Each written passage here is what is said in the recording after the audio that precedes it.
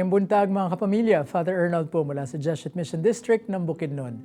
Saluhan niyo po muna ako tayo magkapit, pandasal. Isa po sa pinakamahirap na gampanin ko bilang pari sa aming parokya sa Bukidnon ay ang magmisa sa mga namatay ng biglaan. Madalas sa mga kamag-anak ay naghihinagpis at labis na nangihinayang dahil sa mabilis na pagpanaw ng kanilang mahal sa buhay. Wala po, kahit po yung namatay, ang nakapag-isip na magiging maikli lang pala ang kanilang buhay.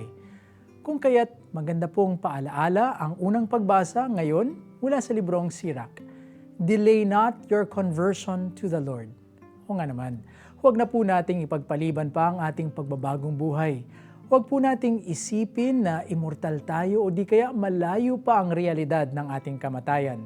Maaring niloloko lamang po natin ang ating sarili, pero kailanman hindi natin maloloko ang Diyos. Kailangang handa tayo anumang oras niya tayong tawagin. Tunay nga namang pinagpala ang mga taong sa Diyos lamang umaasa. Ang pagtitiwala nila sa Diyos ay dalisay at hindi basta-bastang natitinag. Harinawa, sa panahong ipinagkakaloob pa sa atin ng ating Panginoon, patuloy nating naihahanda ang ating sarili sa pagharap sa Diyos, sa isip, sa salita, at sa gawa. Always ready, laging handa, wika nga po ng mga scouts.